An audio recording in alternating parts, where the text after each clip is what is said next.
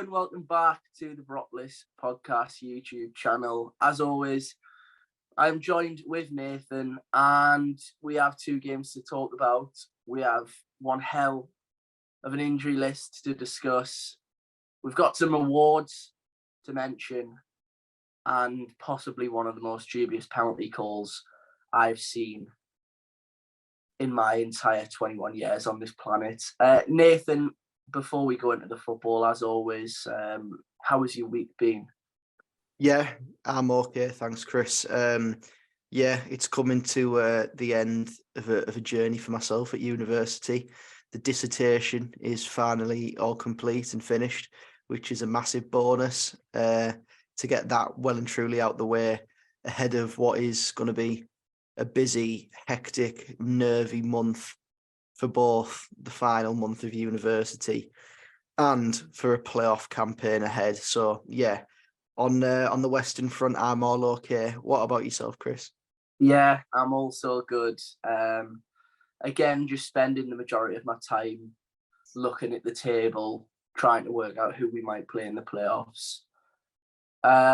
Just wasting countless minutes and hours, really. It'll probably be hours completely totaled up trying to just not worry myself about the chances of all sorts of outcomes in the playoffs, Nathan. But I mean, as you say, I guess it's probably a good point to start with, because of results that haven't really been much to do with us in terms of the last two games. It was more other teams sort of having to have results go certain ways and draws and things like that. At the time of recording, of course, after the Luton game, we have a top 4 spot confirmed. Obviously, the playoff place was confirmed after the win on Friday night against Hull. But since then, we've obviously had the confirmation that we'll be playing our second leg of the playoffs at the Riverside, which is a massive bonus, isn't it? Yeah, it is. It is massive. I think that was always the hope, that when a few months ago everyone was talking about automatic promotion and things like that, and then of course we faltered slightly and sort of knew that we would be finishing in the playoffs. The aim was always to be finish third or fourth, and then you get the second leg at home, the second leg at the Riverside, where you hope to create a massive atmosphere and push the boys over the line and hopefully send them on the way to Wembley. So yeah, it is massive. It is massively important. So yeah, it's a bonus that we've done that. And I did sort of feel that it was pretty much done after beating Norwich a few weeks ago now on that Friday night. But then of course we did have Hull up next on the Wednesday, the midweeker. And I think that with 3 points in this one, as we did gain, that was all of it pretty much confirmed. And yeah, we did just that with a pretty good second half performance, didn't we, Chris? Yeah, we did. And I've just noticed there, I think I said previously a few moments ago that the whole game was a Friday. I mean, that just goes to show how scrambled my mind is, to be honest. Because since the Easter fixtures, there's been that much football on. I don't know how you feel about this, but seemingly for about 3 weeks now, there hasn't been a day of the week where there hasn't been some kind of football match on the evening or numerous games during the day. So I do apologise for getting that day wrong. But yeah, it was the Wednesday night. And as you also say, thanks to a very convincing second half performance, we made the Hull City game on the Wednesday quite a nice watch for Middlesbrough fans. Yeah, it was. I think after the first 45, it was a lot better. But yeah, going into the game, what one change? Aaron Ramsey out, as we all sort of imagined he would be following his injury against Norwich. And Alex Moore coming into the side, which obviously meant that Hayden Hackney would be playing in that wide left position, as he sort of picked up in the Norwich game when Ramsey did go off. And in fairness, I thought that we started quite well. We had that effort with Hayden Hackney hitting the post. And then another one where Marcus Force came in from the right-hand side, fired a shot low with his left foot that was well saved by Darlow and tipped round the post. But yeah, we did give away a few chances. Pelkas had one chance where he played a neat 1-2 with Adama Traore, not the one everyone was thinking. Yeah, it created a really good opportunity for him to test Stefan, which he didn't. He just passed it wide, weirdly. And then the opening goal of the game was from a set piece. Hull crossed the ball into the box. Aliyah Syed Manesh comes in across the front post, flicks it on, and goes in at that back post. Few question marks over the marking here. Boro obviously try and do zonal marking a little bit, and it doesn't pay off here. Syed Manesh gets the run on Akpom. McNair's marking at the front post, sort of that space, and he doesn't get there quick enough to meet the ball before Aliyah does that. And they had options at the back post as well. Vaughan was there in case the ball wasn't going in to tap home. But yeah, it was probably a well-deserved goal for Hull, who did grow into the game in that first half especially. But I think there were signs there in the first half that although Middlesbrough weren't at their best, that if they up the tempo a little bit in the second half, that they could quite easily get something out of the game. And if they got that early goal to equalise in the second half, then they'd go on and win the game. It was pretty much as simple as that, really. And there was some changes at half-time that changed the game.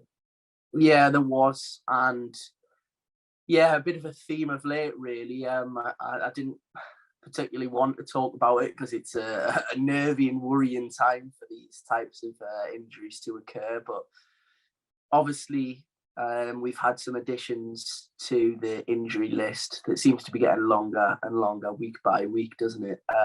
Obviously, at the moment, we all know the long-term absentees, Matt Clark and Darnell Fisher. I guess they've got a list of their own. But in terms of, real players that probably would be starting if they were fit, of course, Riley McGree already injured. And then we also had injuries to Tommy Smith. We had an injury to Marcus Force. And yeah, the list grows, doesn't it? Paddy McNair is now on there. Dale Fry continues to be on there.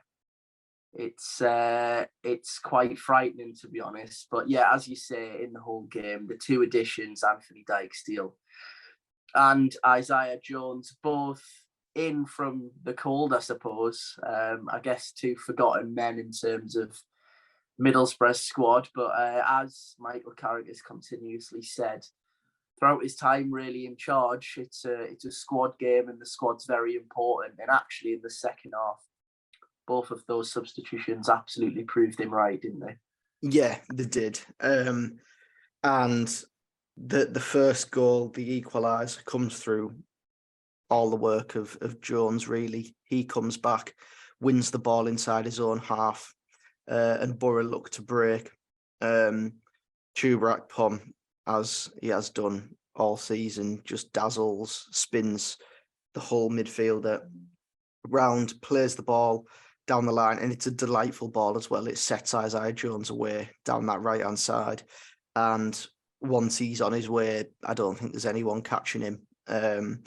And what we haven't seen from him in, well, definitely recent months, but for quite a long time, is that end product where as he's running, he picks his head up and he picks out a pass. And yeah, he cuts this one back to Hayden Hackney on the edge.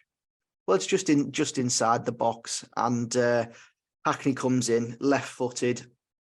And yeah, okay, it's a deflection that takes it beyond Darlow. But yeah, it fully turned the tide of the game. That goal did. Hayden Hackney getting his second Riverside goal in a matter of days. And yeah, Isaiah Jones, you could see the confidence oozing through him there. As the ball hits the back of the net, you see Hackney run away initially, but you see Jones in front of the south stand by himself, giving it a fist pump, and then a load of players go over and congratulate him for his part in the goal, which is really good to see, because if we have a fully confident Isaiah Jones for this running, yeah, we're going to be very, very dangerous for any side in the division, even more so than we already are. So, yeah, that firstly gets us back in the game, and then it didn't take too long before the goal that put us ahead, did it, Chris?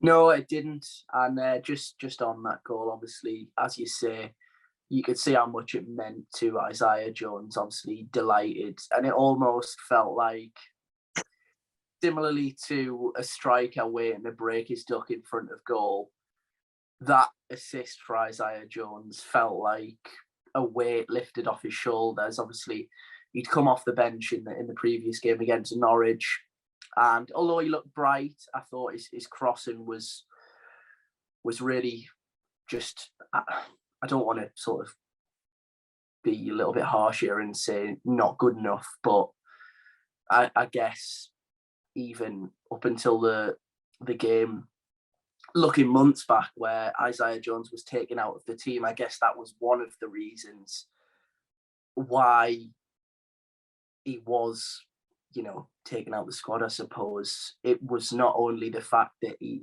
didn't look willing to beat a man, it was his final ball that had been so impressive, obviously, in the last campaign.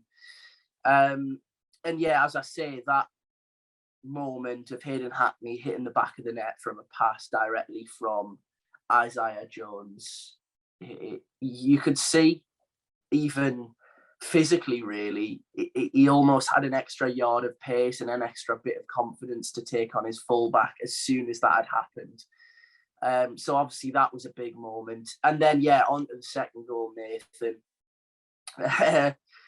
Zach Steffen's come under a lot of, I think it would be fair to say, criticism over the season. Whether it was deserved or not is a complete different issue. But some sections of the fan base just still really haven't bought into Zach Steffen and his sort of relaxed nature. But actually, in this instance, we see arguably one of the best assists of the season.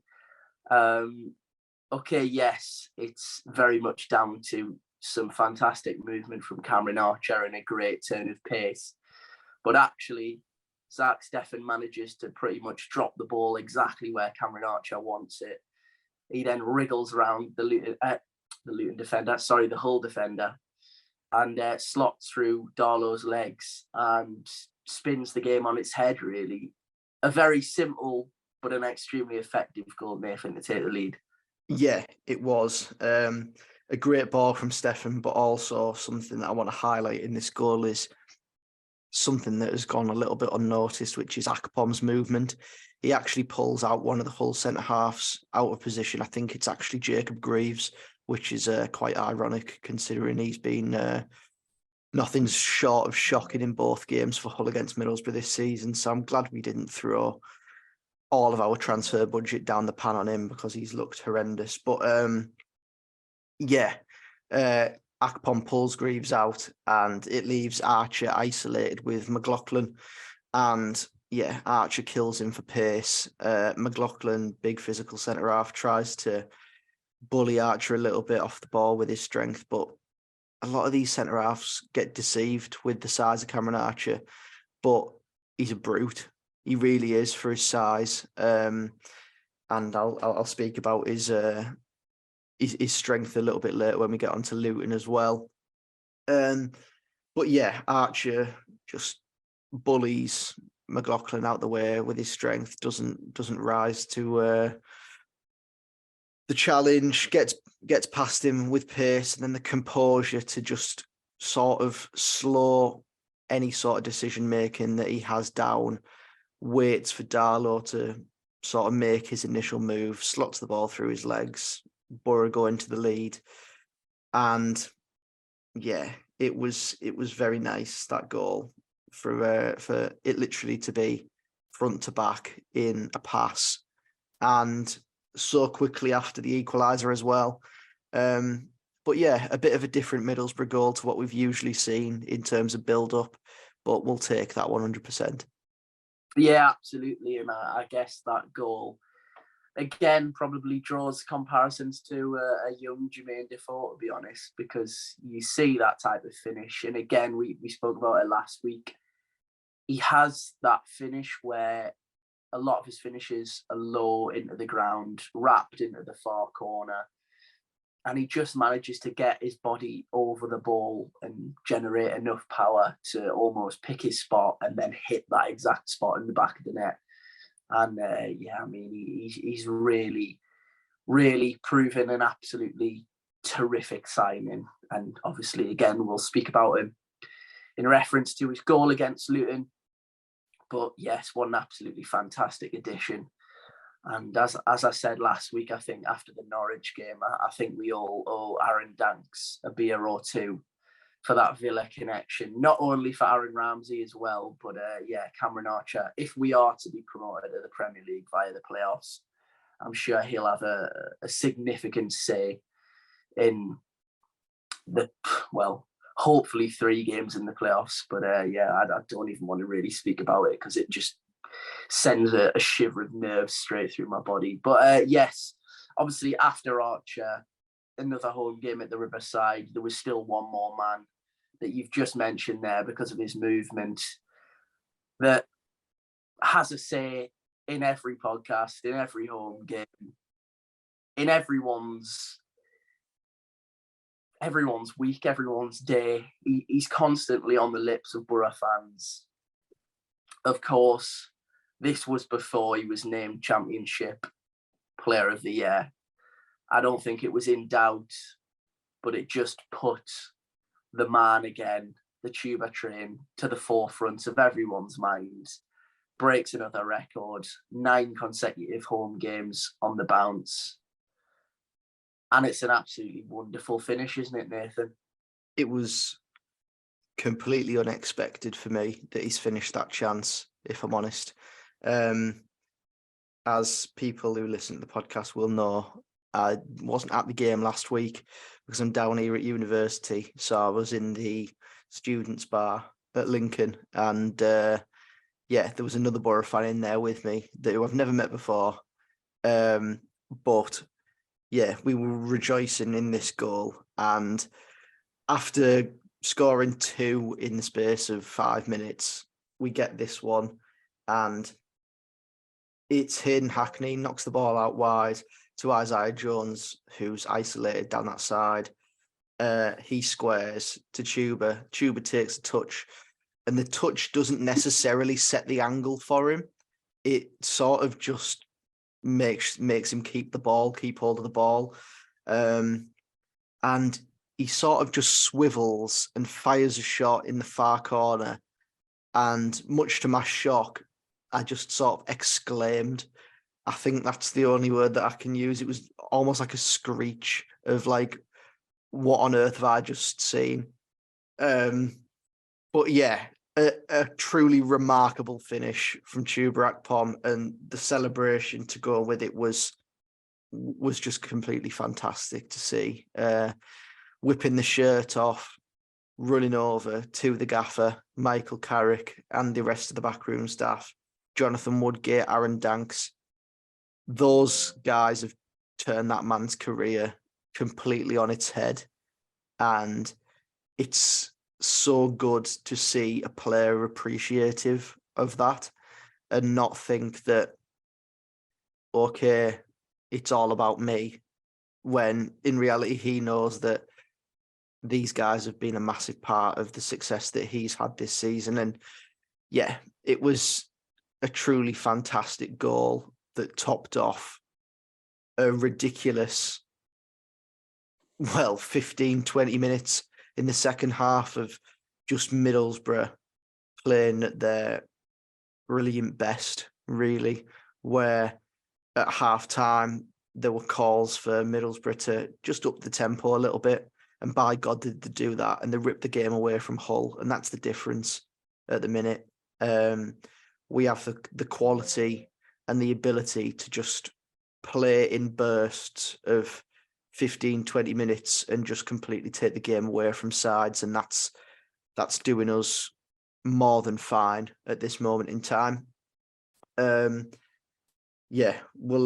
will speak about the post-match interview with our two stars. But Chris, what was your take on the goal from inside the ground? Yeah, do you know what? Actually, from obviously we mention it quite a lot. Me and Nathan sitting in the west lower. Nathan a few seats down from me, and truthfully, from my angle, as soon as it left his foot, it was a goal. It was a terrific strike. As you say, the initial touch sort of keeps the ball within reach of Chuba Akpom, but not quite in terms of an angle, just more so in terms of, well, he can get a bit of a snapshot off, and he certainly did. Caught it so sweet. And as you say, then produces arguably celebration of the season, tops off. And I know there was a moment in his celebration that you picked up on after the game, and a few on social media also did. He claims in his post-match interview that he sort of doesn't really recall what he's saying, in terms of he just, I guess, lets himself go when he scores goals, and it's just almost like a blackout in terms of I run off, do whatever I feel I should when I've scored a goal, and then I guess just see what happens. But I think there was a few, including you, Nathan, that felt that there was a little bit more of a deeper meaning behind this celebration in terms of the words that were seen or interpreted to be coming out of his mouth. Yeah, I think that looking at it, and I don't want this to come back and bite me on the arse because it may do, but let's hope not.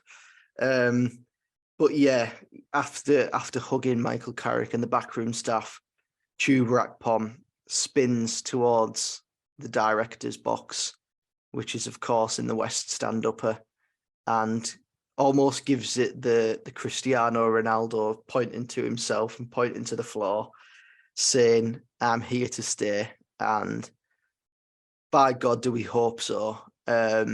Even if, I mean, I'm not getting carried away, but even if the form doesn't continue, just for the player and the man to still be in and around this football club would be, massively good for my mental health, because I love him. And if he leaves, then I may fall into a sad place. But Chuba Akpom, the man that has just defied all expectations, defied his own expectations probably at the start of the season. And yeah, he just continues to shine. Boro gained 3 points in the race for the playoffs. They secured the place in the playoffs following this game. And it looked like fourth was all but secured. But the interview at the end of the game on Sky Sports with Isaiah Jones and Chuba Akpom was just fantastic. Chuba Akpom saying that he didn't expect to have a manager here, or this is the manager that he's always dreamed of having in Michael Carrick. And then at full time, at the end of the interview as well, giving Isaiah Jones the man of the match award, and serenading him by singing his chant, which was very good to see. And Isaiah Jones must be brimming with confidence following his performance on Wednesday night, and all the sort of praise that has been heaped upon him by his players alongside him in this Middlesbrough side, the manager and all the pundits as well. So yeah, a fantastic evening, topped off with a fantastic interview as well. Yeah, and I guess obviously one slight negative, I mean, I think putting it lightly potentially, with that turn of phrase, is there was more injuries in the game. Obviously, I have touched on it already. Paddington went off. Obviously, Johnny Howson found himself at centre-half. And, I mean, the most Johnny Howson thing ever was absolutely terrific when he was dropped in the centre-half alongside Darragh Lenihan. But obviously, regardless of what's been said over the past few games and the past few weeks, I think most Middlesbrough fans can see that actually having Paddy McNair at centre-half to fill in for Dale Fry is better than dropping Howson into centre-half and missing his bite and his running power and everything that he brings to this Middlesbrough team. A vital cog. Obviously, that's a massive blow. We saw Fours and Smith go off earlier, and although it's created a wonderful opportunity for Anthony Dijksteel and Isaiah Jones, given obviously the context of Michael Carrick's comments after the Luton game as well, it is becoming quite the cause for concern. Yeah, it is. It really is. The injuries aren't great, but I think that we'll discuss this at the end of the Luton game as well with the update that Michael Carrick has given us. But yourself and I sort of had the conversation last night of the injury list that is still there and continues to grow, I suppose. And quite harshly, as it may seem, we sort of went through and picked the players that would be most important to have back in this Middlesbrough side for the playoffs. And if there were a few to be the longer term absentees for this Middlesbrough side, which ones would you pick? And I think that looking at the sort of strength in other areas that we have, you'd say probably Tommy Smith is one that, okay, if he's out for a longer period of time than the rest, we have Anthony Dijksteel come in, who, as we've seen in the last two games, well, 1.5 with the Hull performance, he came on and did a terrific job at right back. We know his attributes were within terms of his pace, probably being a little bit quicker than Tommy Smith. His strength, he's good at defending. He can get forward probably a little bit more comfortably than Smith. So I think that there's one, but then I think that two that we're desperately in need of, whether it be one of the two or both, we're desperate for centre-halves back. We've got Darragh Lenihan, and that is it currently. And we've had to make do in the Luton game, which we'll get onto with playing Johnny Howson at centre-half. And having just one of those centre-half options back would be ideal. But yeah, the absentee list continues to grow, and let's just hope that with probably 3 weeks or so to go until the playoffs and the first leg of the playoffs, that we begin to see probably not the inclusion of these players, but hopefully we see signs or news of these players being back up to speed and hopefully doing light training back on the grass and getting geared up for what is probably definitely the most important games of the season, which are of course at the end of the regular season. So yeah, the injury list isn't great, especially with it totting up. But yeah, we get to discuss another game now that thankfully there hasn't been any injuries in, which is a little bit more positive news. Yeah, absolutely. In terms of obviously the team lineup, Nathan, I know there was a little bit of a debate about what would be the right way to go about it. And actually, I feel personally that Michael Carrick did the absolutely correct thing. Obviously, we saw Hayden Hackney and Chuba Akpom fresh off the back of his Player of the Year trophy presentation, both of which on the bench, and whether it was a case of Chuba having a few too many Budweisers, although I don't really feel like he'd be the man to drink Budweiser, I'm not going to lie, Nathan. Yeah, they were both rested, and as I was saying, I think it was the correct decision. Obviously, Hayden Hackney, we should say, was unfortunate not to win Young Player of the Year in the Championship. That went to Alex Scott from Bristol City, and I think, in fairness, it potentially may have been deserved. Obviously, a massive bright talent, but all the same, it just goes to show what a wonderful season Hayden Hackney's had, given the fact that he was even in the running to win that award. Do you agree, Nathan, that actually resting those two was the best thing to do for Michael Carrick and his Middlesbrough team moving towards, obviously, the playoffs?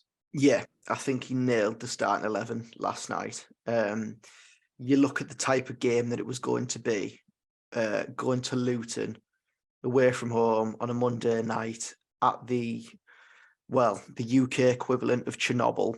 And you think, well, you don't want your best players being crocked by, and I don't want this to be taken the wrong way, but Luton are a side that, yeah, okay, they play some good stuff, but they've got some physical players that, yeah, they've thrived playing for a club that have got sort of everything going for them to be a horrible, nasty place to go to. And the playing squad fits that with the two centre forwards, especially two battering rams up front. They've got workhorses in midfield, and they've got centre halves that, okay, they're not the best on the ball, but they'll head the ball every day of the week for you. And yeah, it was always going to be a difficult test going there. So resting a few key players was obviously going to be the hope, and Michael Carrick nailed that. We did see 5 changes to the side, which were, I mean, there was always going to be a few with the injuries in the last game, but yeah, Anthony Dijksteel came into the side in place of Tommy Smith, as he did in the Hull game. Dan Barlasser came into the side, replacing Paddy McNair, and Johnny Howson dropped into centre half, as we spoke about. Barlasser coming into midfield. Alex Moore played alongside Barlasser in midfield. Mark Bowler came in for Hayden Hackney and played in that left-hand side role. Matt Crooks came in for Chuba Akpom and played just behind Cameron Archer. And off the right, as expected, Marcus Force, out injured. Isaiah Jones, the man of the match against Hull, came in and played off the right. So, yeah, despite that being Boro's sort of, without sort of being negative, second string side, I looked at it and thought, well, that side can give Luton a really good game, actually. And they did. Looking at the two sides, you looked at ours and, yeah, okay, we're definitely not at full strength. And I looked at theirs, and as much as Luton fans will tell me that it's not their first side because they're missing one centre half, it's their full strength side, pretty much. All the players that have performed for Luton Town this year were in that side. Doherty at left wing back, 2 centre forwards, Adebayo and Morris in there. You have in midfield, Marvellous Nakambru came in January and has played something like 15 games on the bounce. Tom Lockyer, who's in the team of the season, playing at centre half for Luton yesterday. It's the full strength side, apart from one player. So fair enough to them. It was always going to be a difficult test. But going into the game, I felt that Boro, in the early stages of the game, did well to limit Luton to pretty much nothing in that first half. There was one opening for them in the first half that came from Darrell Lenihan nearly deflecting across through his own goal, but Stefan saved that. But apart from that, I can't remember them having a shot in the first half. I felt like we really did well in that first half, and whilst we didn't create too many openings ourselves in terms of shots on target, testing Hovarth in net, I thought that we certainly did well to keep hold of the ball, and we just looked comfortable. Yeah, I completely agree. I mean, you used the word limited. I don't think we needed to limit them, really. I felt like we had the majority of the ball, particularly in the first sort of 15 to 20 minutes, the first part of the first half. I can't really remember Luton having the ball at all, really. A lot of that down to, I felt, Alex Mowat and Dan Barlas are doing an extremely good job of receiving the ball on the half turn, creating passing angles, allowing us just to play our usual game, and almost in certain stages, I think the addition of Dan Barlas in the midfield allowed us to almost be a little bit more forward thinking in terms of his ability to pass through the lines and the thirds. I felt that the game looked, for someone that might not know sort of the players that we had missing, or let's just say, for example, someone that didn't know where the two teams were in terms of league position, you probably would have had Middlesbrough about where they are. And listen, it might be a slight over-exaggeration. I thought, in particular, the first half, if you'd have looked at Luton as someone with no knowledge of the Championship, you would have said probably banging mid-table. Yeah. I don't feel like they offered anything, really, to be truthfully honest. And listen, I know even Rob Edwards come out after the game and said, listen, the first half wasn't good enough in terms of what we're about, especially at home. And I'm under no illusions that if we play them again, it'll likely be probably a lot more difficult, just in terms of the magnitude of the next game, because it would likely be, dare I say it, at Wembley if we get there. And of course, we'd have, hopefully, some players to add to that team, and definitely Chuba and Hayden Hackney. But yeah, as I say, I was really quite taken back by the first half, to be honest, because Luton, listen, although the Sky Sports are seemingly desperate to continue the narrative that one of us or Luton may still catch Sheffield United, I think everyone knows now that it's just not going to happen. It's definitely not going to happen from Middlesbrough's perspective, and it'd be the most of unlikely events if Luton do it. I mean, let's be truthful. It's not going to happen, Nathan, is it?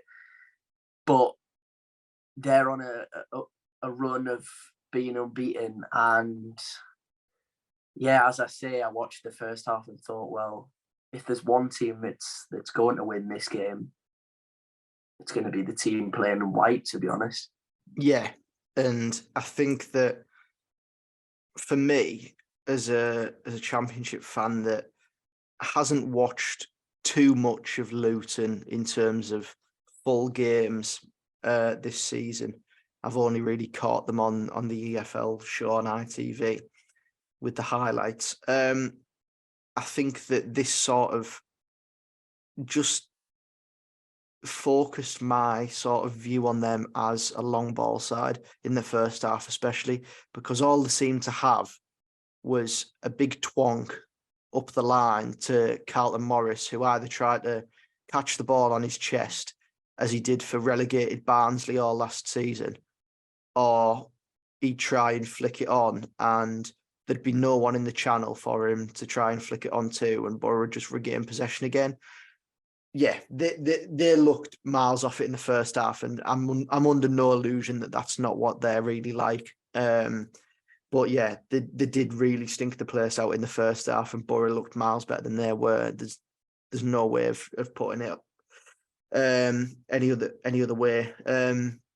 But yeah, Boro tried this move for the goal a few times before it actually paid off. I think it was third time lucky, actually. But yeah, Boro tried to set Archer away a few times, and it didn't quite pay off. There was a few times where the keeper came out and won one, and then another one was Archer couldn't get his first touch right, and it sort of just went through the goalkeeper. But this time, it works really well. Luton want to attack down the right-hand side, and this is the problem with, or the risk, I should say, the risk with being a side that plays three at the back, that wants to be like Chris Wilder's super overlapping centre halves, and Tom Lockyer decides that he wants to overlap down that right hand side, and I think Cody Drammer doesn't even give him the ball. He crosses the ball into the box, goes all the way through, and it comes out on Boro's right hand side. Boro play some neat play down the right. I think it's Crooks and Barlasser play 1-2. Yeah. And Crooks fires a big long ball over the top, which, as I say, third time lucky. Archer gets on at the end of this one, just beats Hovarth to the ball. Hovarth does that thing where he knows he's leaving his area, so he just tries to make himself as big as possible and makes himself look like a clown, really, because the ball goes underneath him. And yeah, Archer's through on goal, and the composure for the finish is completely top class. He takes his touch, sends Sonny Bradley back to Plymouth, where he was playing a few years ago, and just slots into an empty net. 10 goals for Cameron Archer since joining in January.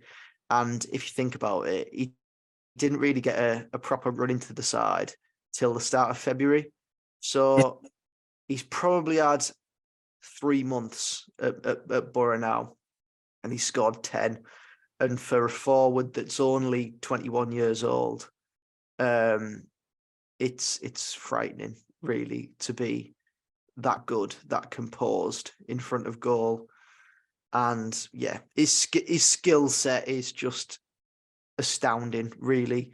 He's quick, he's strong, he's a nuisance.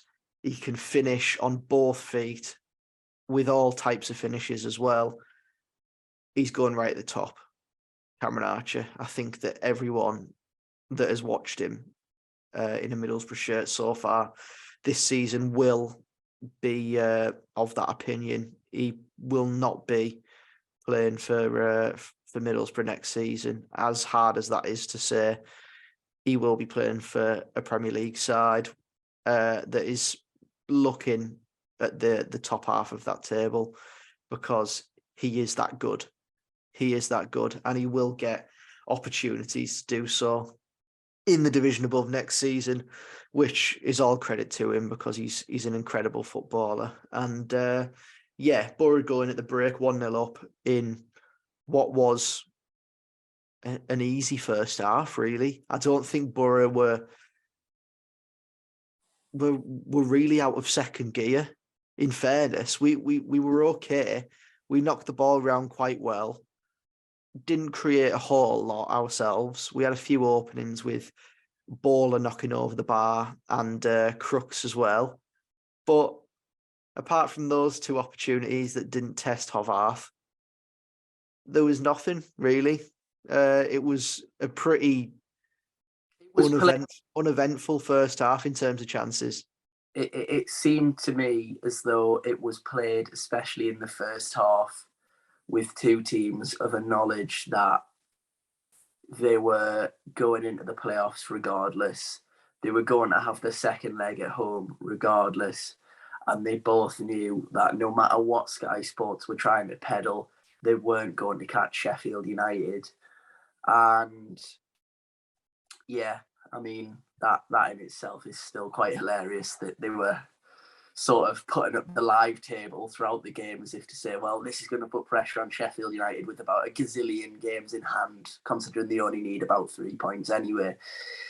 But anyway, we go into the second half, and quite quickly we find ourselves on level terms. It's a corner goal, Nathan. It's poor from Middlesbrough's perspective, and that's about it, really. Mark Bowler loses his man. Is there a hint of a foul here? Because personally, I'm not 100% sure. I can see both sides, but I just feel like it's a little bit... I'm leaning towards it probably wasn't a foul, but I'm a little bit split. What's your opinion on it?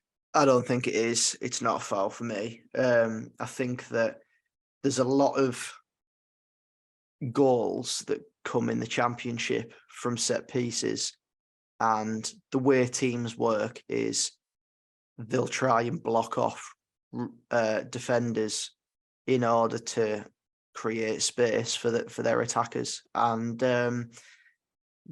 Luton do this really well. Dijksteel gets sort of just blocked, I suppose, and Lockyer gets the run on, and nods in quite comfortably for this goal. And I think it tells the whole story when Anthony Dijksteel's the only player complaining because he's the one that's been fouled. Middlesbrough know that they've been done for this goal, and that's fine. Like, you can get done by set pieces. As it happens, in the reverse fixture for this game at the Riverside, Boro scored in the last minute with Matt Crooks, and Luton fans were quite happy to reply to this goal with a clip of Matt Crooks blocking off Oshaw, who's the centre-half that would have made Luton's team their full strength last night, who wasn't playing. But yeah, Crooks blocked off Oshaw for that goal, and we scored in the home game. It was pretty much identical to what had happened in that goal. There's no raising of arms from Matt Crooks for that goal, or from a Luton player for this one. There's no raising of hands. They just get in the way of Anthony Dijksteel, don't move, body him out the way, block him, and Lockyer gets the run and nods in really well in off the post. And we're back level. The only frustration for me is that this goal comes within 5 minutes of the second half starting.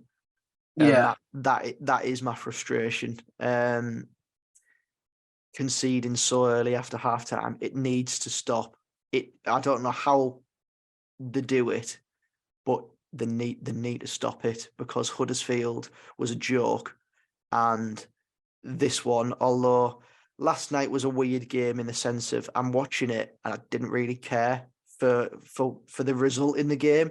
I was just hoping for a performance, and I mean, we gave a good performance, but even though I didn't care, it still frustrated me that they got that goal so quickly after half time, and got themselves back in the game when in the first half they offered literally nothing.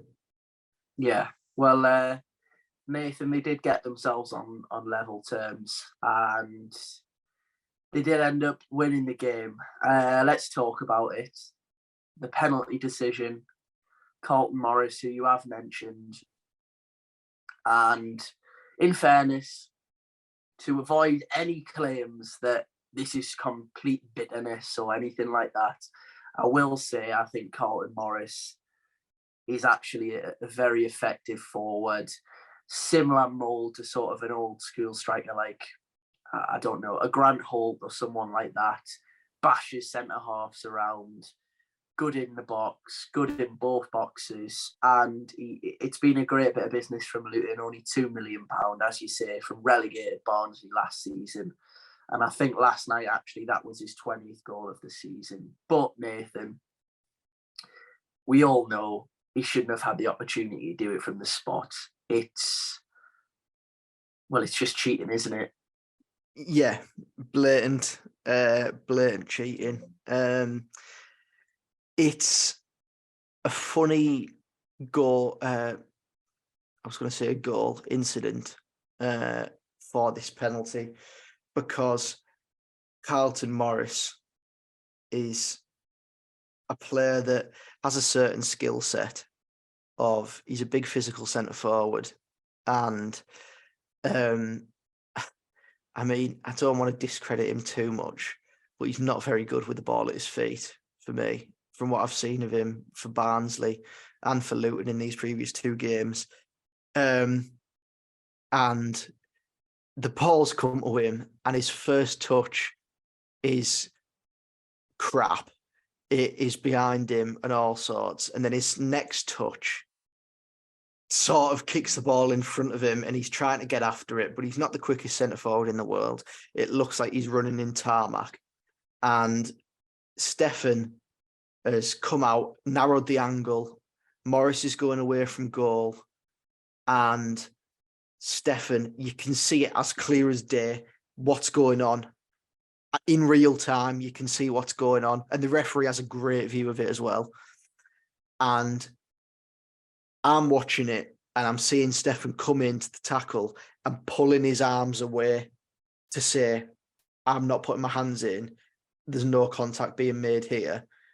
And Morris has gone down and the contact shown is Morris leaving his leg in, kicking Stefan's knee and jumping on the floor. Yeah, so the real telling point of this incident is that the only time that you see a Luton player complain is after the referee, Graham Scott, has got his whistle to his mouth and is pointing to the spot. You don't see Morris turn round and give it the big arms in the air asking for a penalty, because he knows it's not a penalty. He knows that he's been done by Stefan, and he knows that he's gone down like an absolute, well, an Olympic diver. It's outrageous, really. But yeah, Michael Carrick raised a fantastic point in his post-match interview, and it'd be really interesting, actually, to see a study into this. And the point that he raised was that Graham Scott, the referee in this game, was or is a, quote, Premier League referee, not by standard, by the way, evidently, just in name. But yeah, he's a Premier League referee. And of course, in the Premier League, you have VAR. And Michael Carrick raised the point of referees now. It'd be interesting to see if in moments like that, where they have to make big decisions, where the game's tied at 1-1, and okay, yeah, the game doesn't really matter in the grand scheme of things, but imagine that this was a game where Middlesbrough needed to get a point to get in the playoffs, or Luton needed something to get in the playoffs as well. He raised the point that referees don't, because they have VAR in the Premier League, they probably don't feel the need to make these big decisions because they're going to have themselves pulled out the shit by VAR. So I think that he's given this penalty on the basis that he thinks that Stefan's just flown in there and probably isn't clever enough to pull his arms away, when actually he's gone into the tackle with his hands pulled away already. He hasn't gone in with his hands in at all. Anyway, yeah, the referee has cost us at least a point in this game. That's just how it is. And yeah, Morris does well, slots away the penalty. And from then on, really, there was nothing that happened in the game. So it was pretty much a game decided by the incompetency of a referee that is said to be a first division referee, is probably, I don't know the full ins and outs, but is probably refereeing in the second division because he's had an awful performance in the Premier League, and he deserves to be officiating probably in the National League at the weekend, because that would not even League One and League Two, because in fairness, looking at League One and League Two, there is actually stuff still going on there where teams do need the points. So we'll put him in the National League where everything's pretty much already decided. So he can take his incompetency there and yeah, give some decisions down there. But yeah, he's had an absolute stinker. He's cost Middlesbrough a point at least. And yeah, I mean, I hope as well that, because it has been done before, but Matt Godden from Coventry a few seasons ago, it was last season I think, was given a 2-game retrospective ban for diving and the successful deception of a match official. Now, I think the only person that has been successfully deceived here is the referee, because no one else thought it was a penalty. Literally no one. Luton fans that I've spoken to on Twitter were saying in the ground, everyone was like, oh, he's dived, and that we bought that. But yeah, he's the only person that's been deceived, which just goes to show the sheer, I think the word is incompetence, that I'm just going to completely use when describing officials from now on, because I don't know how you can give it. It's just never a penalty in a million years. He's pulled his hands away and there's no contact and he's dived. And in fairness, a 2-game ban does nothing at this stage in the season, because he's probably going to get rested anyway ahead of the playoffs. But yeah, I say they delay it 2 weeks and give him it then, so he's banned for the playoffs. Yeah, it would be quite handy if that is the case. But as you say, listen, it's only ever happened once, I believe, the example that you gave, Matty Godden, Coventry. But listen, if they want to set out a precedent and show that they are in a position where they're going to let people deceive them and really make referees look stupid, okay, some may argue that the referee's made himself look stupid here, and yeah, I think you possibly may have an argument there, but it's deception, isn't it? And yeah, it's just fortunate that it's not in a game where it means an awful lot more. And thankfully, we're both guaranteed to get those 2 spots to guarantee a second leg at home. But nevertheless, who's to say that couldn't have been in a different game, someone fighting for their life, or someone, you've seen the playoff mix, someone potentially missing out on the playoffs by a decision like that. So yeah, I must admit, I don't think that he will be suspended. They'll try and make out that there's been some form of contact when the only contact is Carlton Morris running himself into Zach Steffen, and even that's very, very minimal. But listen, if the rules are there, then they should be used. That's my opinion anyway.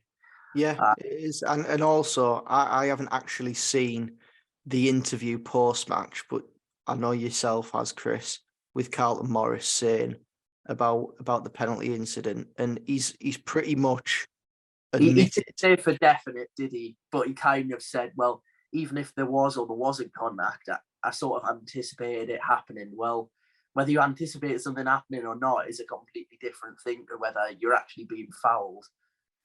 He's anticipated contact that didn't actually come. So There you go. It's a contact sport, and it hasn't knocked him off his stride. Have you seen the size of him? He's like, I mean, without being like awful, he's a brute. He's massive. He hasn't been knocked off his stride. His legs are like tree trunks. It'd probably knock like a 6-year-old kid off the stride, but he's like a 30-year-old bloke. It's not going to knock him off his stride. It's an absolute load of tosh. But anyway, yeah, I'm glad the game meant not a lot, but in the grand scheme of the game, I was really pleased, if I'm honest. I thought that we played some really good stuff at times, and especially in the first half. Yeah, okay, I know Luton were crap in the first half, but we played really well in the first half. Looked to create some openings, and we did so with Mark Bowler playing as an inside attacking midfielder. So you have to take the positives. Mark Bowler as an attacking midfielder isn't going to be our lineup in the playoffs, God forbid. But I thought that he did okay in there, considering it's definitely not his position. But I thought there were some positives to take. Johnny Howson playing at centre half, he was sat there with his feet up on the table with a cigar in and a glass of whiskey. It was just like a walk in the park for him, playing up against two of the supposed best centre forwards in the division. Made it look so easy. He's just a Rolls Royce of a player, even though he is nearly 40. Dan Barlasser in midfield, thought he was fantastic. Came into the side and just kept things ticking over very nicely. Played some good forward balls in behind. Isaiah Jones looked dangerous down the right-hand side. I think that Cameron Archer is always a threat. Stefan even looked comfortable. He's been let down there by a really crap refereeing decision, because he's done everything right in that incident. He's closed down the angle. He hasn't given a foul away as much as the referee has given it. It's never a foul. And he did really well in some instances where there were set pieces to clear things away with punches. And most of all, we had two of our best players rested. The Championship Player of the Year rested on the bench, and Hayden Hackney as well, who has been a mainstay in this Middlesbrough side since October. So as much as those two probably won't have wanted to have been rested for this game, it'll do them the world of good. They've been given an extra, how many days? Well, it'll be something like nearly 2 weeks in between their next game, because as mentioned, Chris, at the start of the podcast, we were talking about the football calendar and getting dates mixed up and things like that. Boro playing on Monday for the last 3 weeks of the season. What an absolute calamity that is. But I suppose the automatic race is still on according to Sky. So yeah, they won't let that go, will they? No, I think in terms of the rotation of the team, not only is it a positive in terms of being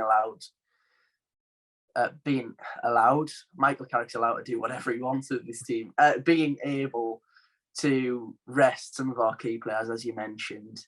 Not only that, we've been able to get minutes in players who could end up being vital in the playoffs. Listen, with the injury record at the moment and with the way things are going, we could have the under-12s walking out at Wembley for the playoff final. So good to get minutes in Dan Barlasser. People like Crooks, who haven't really had many minutes. Okay, yes, he started at Bristol City, but hasn't really had all too much time on the pitch this season. People like Dykesdale, Jones.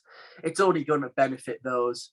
And looking ahead, obviously, we will talk about Rotherham because it is our next game. But in terms of Rotherham and Coventry now, I'd almost probably be happy to see a variation of the team that played last night for the rest of the season now. Obviously, Tuber and Hackney will probably get minutes just to keep them ticking over. But I'd be taking no risks, no gambles.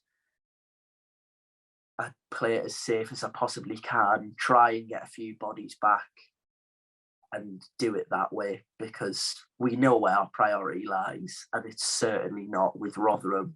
And yeah, okay, Coventry looks to be verging on a sellout, and it potentially may be a big game for those Sky Blue travelling fans. But I think we've just got to think about ourselves in this situation. And listen, if Coventry seal the playoffs this weekend, I think we could see an under-16s game going ahead at the Riverside on the final game of the season with a capacity crowded. So that would be quite the interesting game. But yeah, as I say, obviously, Rotherham up next. Nathan, are you in the boat of play the kids? I am, and I'm going as well. So I literally don't care. I'd play the under-9s Take your pick and you might get a game. Exactly. I think that they'll probably have I think the team will probably be Leo in net. And then up front it'll probably be me just tucked in behind Yusuf, probably. But yeah, anyway, I think that the aim has to just be just keeping these players that we have wrapped in cotton wool, really. So that they're right for the playoffs. But yeah, it is funny now watching with these. I mean, I would say 3, but now we've only got 2 left. But the last few games of the season, just watching as the top 4 is all nailed on, and looking at the race for the playoffs with about 20 million teams all still in with a shout. You have Coventry there tucked in 5th, and the potential of playing 3 games on the bounce with Coventry, which wouldn't be the best for you, would it, Chris, with our mate Alex? But yeah, and then of course that horrible lot who've found themselves in 6th. I don't know how that's happened, but they have. Millwall, who've seemingly fell off a cliff, in 7th. Blackburn, who of course got the game in hand tonight against Burnley, who match fixed the way to being able to win the title at Ewood Park. West Brom, who've got to go to Sheffield United on Wednesday in their game in hand, with Sheffield United also being able to clinch promotion on Wednesday. Preston, who fell off a cliff, as I thought they probably would have done. Now they had to play some sides probably in positions higher than 18th. They won 6 out of 7. Yeah, they beat like Reading, and then they played us and got beat 4-0. Norwich, rubbish. They're well and truly dead and buried them. And Swansea, I don't know what's going on there, but they've come out of nowhere, haven't they? Swansea, do you know what, honestly?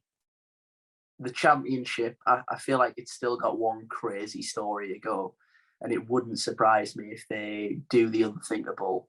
And considering where they were after we beat them away from home, some of their fans were adamant that it was the end of Russell Martin's tenure. Listen, he's got them playing, and I don't think really if they did sneak in, they've got all that momentum. It's a team that you'd want to avoid, because we've seen over the years how difficult it is to go to Wales and get a result. And they play great football, don't they? So yeah, they do. It's like it's just crazy. I think that, well, it's from 12th upwards, everyone's in with a shout of getting in the playoffs, which is just, it's almost unthinkable, really. But then again, I was looking at this and I'm thinking, right, so these are all on within 66 and 62 points. And we were in this situation last year, and I think we got 70 last year. And I think you needed 75 to be in the playoffs last year. You think that's such a low total this year to get in. But then again, I think that goes to show probably a bit of both of how poor the league is in terms of quality, but also how equal all the teams are. Yeah. Because everyone's got the similar amount of points. But yeah, it'll be good to watch this weekend, as of course Boro playing Monday at Rotherham. It'll be good to watch the rest of the Championship and see what's going on with those final playoff places, because I think with one game to go following this weekend, it could be pretty much wrapped up. If Coventry go and beat Birmingham on Saturday, I think they're pretty much in. Especially with Millwall and Blackburn having to play each other on the final day. Swansea and West Brom have to play each other on the final day. West Brom and Norwich play each other this weekend. Yeah, what a crazy league that we are in, by the way. It is truly remarkable. But yeah, I'm just glad that we're not involved in all this drama up until the next couple of weeks' time when, I'll be, I and you and everyone will be well and truly feeling the wrath of the Championship and the nervousness that comes with the playoffs. Yeah, you'll find me hiding behind the sofa praying that we just don't get done over in the first leg, let alone even managing to withdraw any sort of nerves from the second leg or anything like that. Do you know what? I'm going to keep it out of my brain until we arrive, cross that bridge when we get to it, and just enjoy the playoff race, because at the moment there's too much time in between to even get nervous about it, even though we will be regardless, Nathan. It seems like a daily occurrence that we text one another and pretty much just express how scared we are of potentially this season turning into nothing really at the final hurdle. So yes, Nathan, obviously we are able now to put our feet up and basically watch the drama unfold in all the other divisions and just prepare ourselves mentally and physically for what's to come in the playoffs. Unless there's anything else, Nathan, to touch on, I think that is us done in a strange podcast because of the fact that we were beaten, but actually we've come out from a defeat probably more upbeat potentially than we were going into the game. Yeah, the only thing that I'll put out there, and it's a question to you, Chris. Yeah. If you had to pick a side to go away to in the first leg of the playoffs, not for the game, but for either a night out or a day out. Okay, right. Yeah, a night out or a day out. Where are you going? Who have we got? Listen, I'll read you the names: Coventry, Sunderland, Millwall, Blackburn, West Brom, and then I'm ignoring the teams below that because I don't think that they've got enough. Right. Well, firstly, Coventry. I haven't actually been out in Coventry, but the surrounding areas, not a terrible night out. Sunderland, I don't think anyone wants to go out in Sunderland. Millwall, expensive, and you might get your head caved in. Blackburn, I don't really know much about what's going on in Blackburn. I guess sort of Midlands, so you could hop a few miles somewhere else. Who else was the West Brom? West Brom. I mean, nothing's going down in West Brom.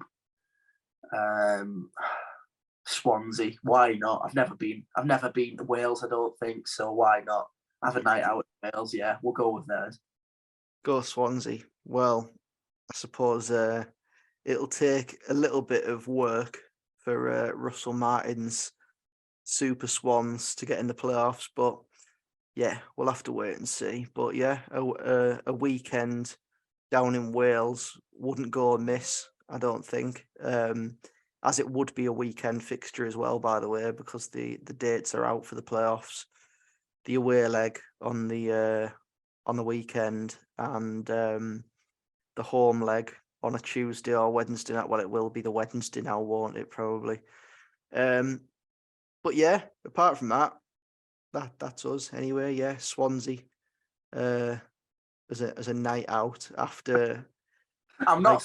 I would have a different answer if it was the teams that I'd like to play, because actually Swansea quite scare me. They've got a lot of momentum. But in terms of a night out, that's the question you asked, Nathan, and I stick by it, to be honest. Yeah, well, I'll ask you the question next week with then one game to go. Who you'd most likely want to play? Okay. That'll be your question for next week, so you can have a think about that. Looking at the weekend's results, and when one of these sides in the playoffs come out of the weekend with a 5-0 win, then we'll see what your answer's like. But yeah, apart from that, I think that's been a pretty good podcast, in fairness. One win that secured Boro's place in the playoffs and 4th place. Chuba Akpom becoming the Championship Player of the Year as expected, because he is the greatest player in the history of football. And a Monday evening in Chernobyl, where Boro were done over by an incompetent referee, but performed well nonetheless with a plethora of injuries. And I think that's us. A good podcast had by all once again. Yeah, perfectly summed up by yourself, Nathan. I'll let that summary be the end and sign off just to say, as always, if you've watched on YouTube, do like and subscribe. Audio platforms, give us a kind review. And from me and Nathan, that has been another episode of the Boropolis Podcast. Please do join us again, hopefully soon, and of course for the playoffs. But that is us, and we will see you again next time.